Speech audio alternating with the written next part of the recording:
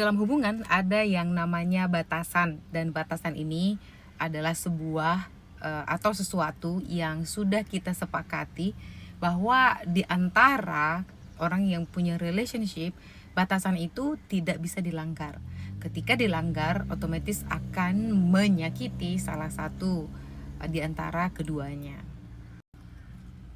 Nah, demikiannya juga teman-teman dengan kita punya hubungan dengan Tuhan juga hal yang sama. Makanya karena itu dijelaskan bahwa untuk mengidentifikasi hubungan kita dengan Tuhan, Tuhan selalu memakai antara hubungan suami dan istri. Sebagaimana dikatakan rahasia ini besar, yaitu hubungan Tuhan dengan jemaatnya gitu. Dan itu sama dengan hubungan seperti suami dan istri. Maaf, bukan suami istri yang di dalam konteks yang sensual ya. Nah, ini tentang sebuah batasannya itu. Nah, ketika seorang istri membuat batasan bahwa suaminya nggak boleh untuk menemani atau nggak boleh punya teman wanita, tidak boleh curhat kepada seorang wanita atau apapun itu, seperti itu ya. Nah, batasan itu ketika dilanggar itu akan menyakiti atau bisa berdampak dua, menyakiti pasangannya atau si istri. Yang kedua, bisa berdampak si suami tersebut akan masuk ke dalam pencobaan, ya kan? Karena akan muncul rasa nyaman dan kemudian bisa menjadi sebuah hal yang lebih negatif, seperti itu. Nah, pentingnya batasan ini di dalam kehidupan kita.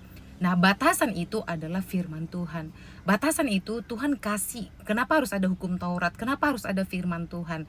Sementara kita menjadi manusia free will atau punya kehendak bebas, ya kan?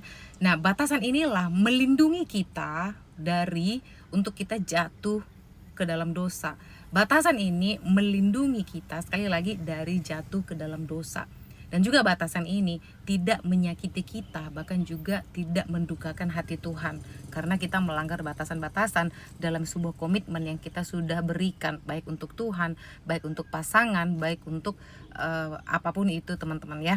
Karena ada juga relasi dalam company atau perusahaan, kita punya juga ada batasannya seperti itu. Jadi penting sekali meletakkan sebuah batasan supaya kita bisa tahu, bisa punya pengendalian diri ketika kita udah mengerti batasan apa yang kita harus pegang. Nah, bagaimana dengan kamu? Kalau ini FYP di tempat kamu, apakah kamu sudah memiliki batasan-batasan yang harus kamu elak atau yang harus kamu hindarin ketika kamu diperhadapkan pada sesuatu yang kamu tahu itu batasan nggak bisa aku langgar? Oke, kalau FYP di tempat kamu, mungkin Tuhan sedang berbicara bahwa kamu harus membangun sebuah batasan dalam hidupmu supaya kamu nggak jatuh dalam dosa yang sama. Semangat terus dan Tuhan Yesus memberkati.